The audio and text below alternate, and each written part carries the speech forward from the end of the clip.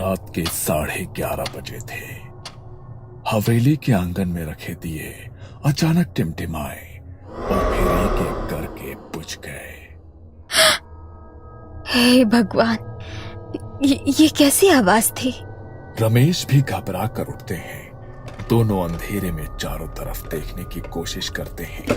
Kitchen से लगातार खड़खड़ाहट की आवाज आ रही थी। शारदा डरते डरते अंदर गई। मिट्टी के बर्तन जमीन पर बिखरे पड़े थे, लेकिन वहां कोई नहीं था। ये सब अपने आप कैसे गिर गया?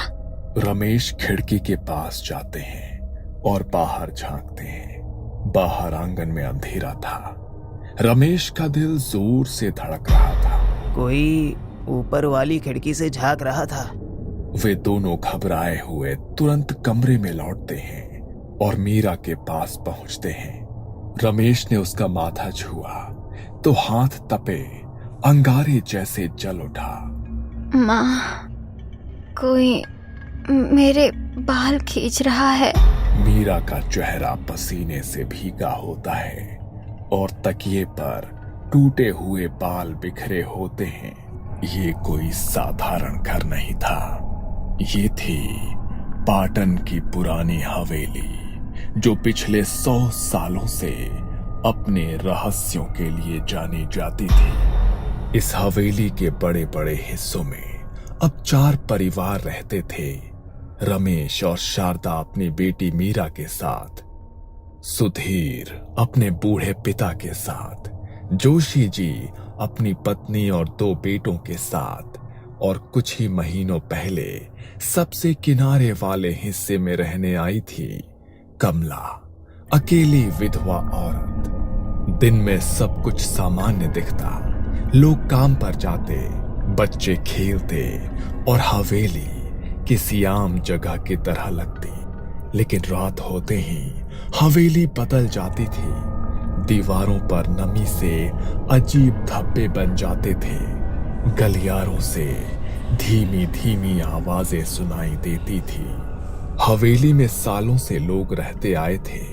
छोटी मोटी बातें तो पहले भी होती थी, लेकिन ये सब कुछ ही महीने पहले शुरू हुआ था।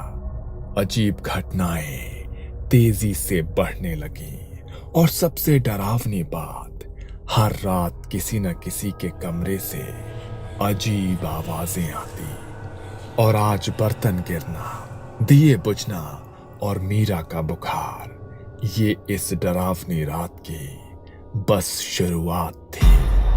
अब ये हवेली सिर्फ 4 परिवारों का सहारा नहीं रह गई थी। ये धीरे धीरे एक रहस्यमयी जाल में बदल रही थी।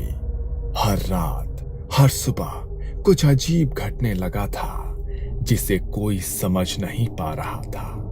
जोशी के घर में दूध उबाला जा रहा था। जोशी जी उबलते दूध का ढक्कन उठाते हैं तो अंदर पूरा दूध फट चुका था। ये कैसा अपशकुन है? हर सुबह दूध खट्टा क्यों हो जाता है?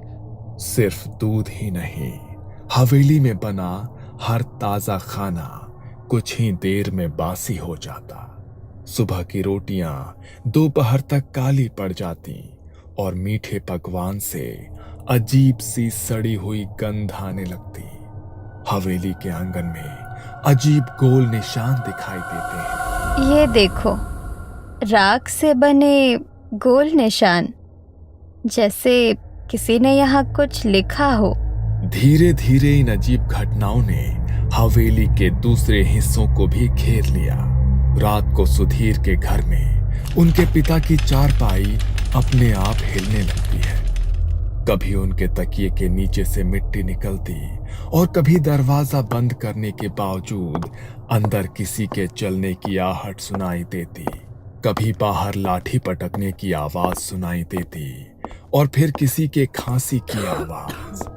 बाबा, आप आराम से सो जाइए, बाहर कोई नहीं है। जोशी जी के घर में बच्चों के खिलौने अपने आप हिलते, लकड़ी की गाड़ी अपने आप चलकर कमरे के कोने में जा रुकती और कभी कभी बच्चे रोते हुए कहते, पापा, वहाँ अंधेरे में कोई खड़ा है। जब जोशी जी देखते हैं तो वहां कुछ नहीं था, सिर्फ अंधेरा फैला होता है। कमला अब अक्सर हवेली में हो रही अजीब चीजों के बारे में सबको बताने लगी।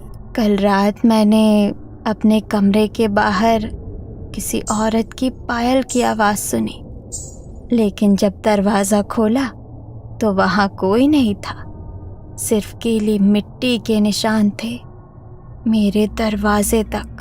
कमला की बातें सुनकर सब सहम जाते, लेकिन उसी पल लोग उसे देखकर सोचते कि बेचारी अकेली है, शायद डर के मारे उसे ये सब सुनाई देता हो। अब हवेली का माहौल दिन ब दिन और डरावना होता जा रहा था। हर कोने में जैसे कोई अदृश्य ताकत झांक रही हो। कभी दरवाजे की चरमराहट होती, कभी खिड़की अपने आप खुल जाती। अगली सुबह शारदा जब दरवाजा खोलने गई तो चौखट पर काले धब्बे बने हुए थे, गोल गोल घुमावदार निशान, जैसे किसी ने राख और हल्दी से तांत्रिक चिन्ह बनाए हों। ये किसने बनाया? मीरा अचानक से खांसते खांसते गिर पड़ती है। लोग दौड़कर उसे संभालते हैं। मीरा फिर से अचानक बीमार पड़ गई। बुखार, कांपना और होठों से बड़बड़ाहट, जैसे कोई नाम ले रही हो। अब साफ है, हमारी बेटी की हालत का जिम्मेदार कोई है तो वो सामने वाली गली का तांत्रिक है। सभी लोग हवेली से बाहर देखते हैं। सामने वाली गली में एक जर्जर झोपड़ी, जहां से धुआं उठ रहा था। हाँ, मैंने कई बार देखा है। वो रात को अजीब चीजें ले जाता है, मुर्गे, नींबू, हड्डियां, सब यही सब कर रहा है। बाबा भैरवनाथ, उम्र 70 साल से ऊपर, सफेद बाल, झुका हुआ शरीर और आंखों में अजीब सी चमक। भैरवनाथ पहले मंदिर का पुजारी था, लेकिन कुछ अनहोनी के बाद उसने मंदिर छोड़ दिया और तांत्रिक विद्या में उतर गया। अब उसकी झोपड़ी से हमेशा धुआं उठता, रात को अजीब मंत्र सुनाई देते और सुबह दरवाजे पर राख, खून और हड्डियों के टुकड़े बिखरे मिलते। लोगों का विश्वास था कि वो काला जादू करता है और उसकी नजरें कभी भी जिस पर पड़ जाएं, उसका घर उजड़ जाता है। अब और बर्दाश्त नहीं होगा। जो भी मीरा के साथ हो रहा है वही भैरवनाथ है। हमारे घर में दूध, खाना सब खराब होता है। बच्चों को भी डरावने सपने आते हैं, और अब ये निशान, ये सब उसी का काम है। ये उसी की काली विद्या है। सबका शक अब पूरी तरह से भैरवनाथ पर था।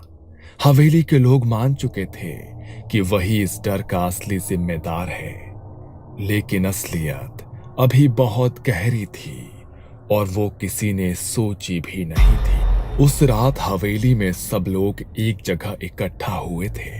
इतनी अनहोनी एक साथ कभी नहीं हुई थी। दूध फटना, खाना सड़ना, बच्चों का बीमार पड़ना, सबका गुस्सा अब डर से बड़ा हो चुका था। अब और बर्दाश्त नहीं। ये सब उसी भैरवनाथ की करतूत है। कल सुबह उसके दरवाजे पर चलेंगे। पर अगर उसकी नजर हम पर पड़ गई तो? सुना है जिसने भी उसे ललकारा उसका घर तबाह हो गया। डरते रहेंगे तो ये खत्म नहीं होगा। आज मेरी बारी है, कल तुम्हारी भी आ सकती है। हमें जाना ही होगा। काफी देर तक बहस चलती रही। कोई कहता कि रात में ना जाएं, सुबह देखेंगे, तो कोई कहता कि अगर उसने सुन लिया तो और बिगड़ जाएगा। लेकिन आखिरकार तय हुआ कि सुबह होते ही हवेली के सारे लोग भैरवनाथ के दरवाजे पर सवाल लेकर खड़े होंगे। सुबह जब सब लोग भैरवनाथ से जवाब लेने उसके घर पहुंचे तो वहां खामोशी नहीं, चीखें गूंज रही थी। किसी औरत की तेज चीख, हाय भगवान, बाबा मर गए। भैरवनाथ जमीन पर पड़ा। उसका चेहरा नीला पड़ चुका था और मुंह से सफेद झाग निकल रहा था। आंखें आधी खुली हुई, चारों ओर राख बिखरी थी। देखा, उसका तंत्र उसी पर पलट गया। बोला था ना, काला जादू करने वाला अपने ही जाल में फंसता है। अब हवेली पर से बला हट जाएगी। भीड़ में खड़े रमेश, जोशी और सुधीर, उनके चेहरे पर हैरानी और थोड़ी राहत थी। गांव वालों ने मान लिया कि अब सब खत्म हो गया। भैरवनाथ को उसके कर्मों का फल मिला है। हवेली की मुसीबत भी अब मिट जाएगी। लेकिन सच्चाई ये थी कि असली खेल अब शुरू हुआ था, और ये खेल भैरवनाथ का नहीं, किसी और का था। भैरवनाथ की मौत के बाद भी अंधेरे का खेल अभी खत्म नहीं हुआ था। अचानक खिड़की धड़ाम से खुलती है और पर्दा उड़कर जलते दिए की लौ बुझा जाती है। कल रात मेरी खिड़की पर कोई जोर जोर से दस्तक दे रहा था। डर के मारे मैं रात भर सो नहीं पाई। अगली सुबह सुधीर ने तकिए के नीचे हाथ डाला और फिर वही चीज निकली, लाल धागा, राख और कटा हुआ नींबू। हर रोज ये क्यों मिलता है मेरे तकिए के नीचे? कौन कर रहा है ये सब? लेकिन सबसे बुरी हालत थी मीरा की। उसका चेहरा अब बिल्कुल पीला पड़ चुका था। बाल झड़कर जमीन पर बिखर जाते, वो बुखार में तड़पते और कभी कभी अचानक चीख उठती। सुधीर ने मजबूरी में डॉक्टर को फिर से हवेली बुलाया। बुखार तो है, पर कोई दवा असर ही नहीं कर रही। ये बीमारी जैसी नहीं लगती। सब एक दूसरे का चेहरा देखते हैं। आखिरकार सबने तय किया कि अब किसी तांत्रिक को बुलाया जाए। कोई साधारण बीमारी नहीं, हवेली पर बुरी नजर है। गांव के लोग एक बूढ़े तांत्रिक को हवेली लेकर आते हैं, हाथ में कमंडल और राख। ये हवेली साधारण जगह नहीं है। दीवारों पर धब्बे, खिड़कियों पर राख के निशान, ये सब सूतक सिद्धि का असर है। सब लोग फुसफुसाने लगे, सूतक सिद्धि, सूतक सिद्धि। हाँ, सूतक सिद्धि काले जादू की एक दुर्लभ विद्या है। ये इसमें किसी घर या जगह को अशुद्ध कर दिया जाता है। रातों रात वहां का खाना पीना सड़ने लगता है, बच्चे बीमार पड़ जाते हैं और धीरे धीरे घर तबाही की ओर बढ़ता है। ये सब किसी इंसान की करतूत है, और जब तक उस इंसान का पता नहीं चलेगा, हवेली का सूतक खत्म नहीं होगा। सब एक दूसरे का चेहरा देखने लगते हैं। तांत्रिक के जाने के बाद हवेली का माहौल और जहरीला हो गया। अब सबको लगने लगा कि ये बला बाहर से नहीं, घर के अंदर से आई है। लेकिन कौन है वो, ये कोई नहीं जानता था। रात को चुपके चुपके आंगन में जाती हो, अंधेरे में कुछ बड़बड़ाती रहती हो। लोगों ने तुम्हें नींबू और राख हाथ में लिए देखा है। कहीं ये सब काला काम तुम ही तो नहीं कर रही? कमला चुप रहती है, बस ठंडी नजरों से शारदा को देखती है और वहां से चली जाती है। ये देखो, सुधीर के कमरे में सबूत मिला है। जमीन पर नींबू, राख और काले कपड़े पड़े रहते हैं। ये सामान मेरा नहीं है। किसी ने जानबूझकर मुझे फंसाने के लिए रखा है। सब एक दूसरे को शक की नजरों से देखते हैं। कोई कुछ कहता नहीं, लेकिन माहौल और भी भारी हो जाता है। हर दिन किसी न किसी पर शक जाता। कभी शारदा के कमरे में राख और बाल मिलते, तो कभी जोशी जी के दरवाजे पर नींबू रखा होता। कभी सुधीर के तकिए के नीचे काला धागा निकलता, तो कभी आंगन में राख के पैरों के निशान। हवेली अब एक रणभूमि बन चुकी थी। यहाँ कोई किसी पर भरोसा नहीं करता था। सब अपने अपने कमरों तक सिमट गए। हवेली अब सिर्फ डर का घर नहीं, बल्कि ये अब शक और अविश्वास की गहरी खाई बन चुकी थी। एक दूसरे के कमरों में अजीब चीजें मिलने के बाद सब एक दूसरे को शक से देखने लगे थे। इसलिए जोशी और सुधीर ने तय किया कि तांत्रिक को फिर से बुलाना ही पड़ेगा। अगले ही दिन वो तांत्रिक को ले आए। तांत्रिक ने उनकी सारी बातें सुनी और सबकी आंखों में देखा। यह सामान तुम में से किसी का भी नहीं है। इन्हें जानबूझकर रखा गया है ताकि शक तुम सब में फैलता रहे। ये किसी और का काम है। और अब मुझे अंदाजा हो रहा है कि असली खेल कौन खेल रहा है। तांत्रिक पहले ही भैरवनाथ की मौत की असली वजह का पता लगा चुका था। 2 दिन बाद अमावस की रात तांत्रिक छुपकर हवेली आया। उसने पहले से ही तैयारी कर रखी थी, सूतक सिद्धि तोड़ने के लिए विशेष साधन और मंत्र। काली अंधेरी रात में कुत्ते लगातार भौंक रहे थे। कमला अपने कमरे से निकली। उसकी चाल अजीब और आंखें सुर्ख लाल। वो आंगन की चौखट तक पहुंची ही थी कि तांत्रिक ने अपना मंत्र उस पर उलट दिया। पल भर में कमला जमीन पर गिर पड़ी। उसका शरीर ऐंठा हुआ, चेहरा आकड़ा हुआ और होंठ आधे खुले हुए, जैसे किसी ने अंदर से उसकी सांसें खींच ली हो।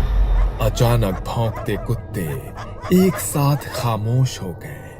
अगली सुबह जब घर वाले बाहर आए तो कमला को देखकर सब सन्न रह गए। वो चौखट पर ऐसे पड़ी थी जैसे किसी अदृश्य बिजली ने उसे जकड़ लिया हो। कोई नहीं जान पाया कि कमला ने अपनी आखिरी सांस तक क्या देखा, क्योंकि उसकी आंखें और होंठ डर से खुले पड़े थे। कमला की मौत के बाद हवेली का सन्नाटा और गहरा हो गया था, लेकिन हर किसी के मन में एक ही सवाल था कि आखिर ये सब क्यों हुआ। कमला कौन थी और उसके साथ क्या हुआ? लोग फुसफुसाने लगे। कोई कहता है कि कमला की मौत का राज जानना होगा। तभी तांत्रिक हवेली में आते हैं। उसकी मौत पर अफसोस करने का कोई मतलब नहीं। ये सब कमला का ही किया हुआ था। उसने सूतक सिद्धि साधी थी और उसी ने चालाकी से तुम सबका शक भैरवनाथ की तरफ मोड़ा। भैरवनाथ उसकी हकीकत जान चुका था, इसलिए वो उसका पहला शिकार बना। ये सुनकर सब दंग रह गए। औरतें मुंह पर हाथ रख लेती हैं। लेकिन कमला ऐसा क्यों करेगी? उसने हमें क्यों सताया? क्योंकि उसे किसी को खुश देखना पसंद नहीं था। उसके अपने जीवन से सुख शांति जा चुकी थी और अब वो चाहती थी कि कोई और भी सुखी ना रहे। उसे तुम सबकी खुशहाली छीननी थी और धीरे धीरे इस हवेली पर कब्जा करना था। मैंने उसकी जिंदगी के बारे में सब पता लगाया है। उसके माता पिता बचपन में ही गुजर गए थे। वो अकेली रह गई थी और तभी उसने काला जादू सीखना शुरू किया। शादी के बाद उसका पति और सास ससुर उसे रोकते थे, लेकिन उसने सबको इसी जादू से मार डाला। जहां जहां भी वो रही वहां बर्बादी फैल गई। ये हवेली उसकी अगली शिकार थी। ये सुनकर सबके होश उड़ गए। जिस औरत को सबने एक बेचारी विधवा समझा था, असल में वही उनकी बर्बादी की जड़ थी। और अब उसकी मौत के साथ उसकी काली परछाई भी इस हवेली की दीवारों में हमेशा के लिए कैद हो गई थी। ये कहानी आपको अच्छी लगी हो तो हमें सब्सक्राइब करें। हमारा इंस्टाग्राम और फेसबुक पेज जरूर फॉलो करें। अगर आपके पास ऐसी ही कोई कहानी हो तो हमें कमेंट बॉक्स में भेजें। हम कोशिश करेंगे कि अगली एनिमेटेड स्टोरी आपकी होगी।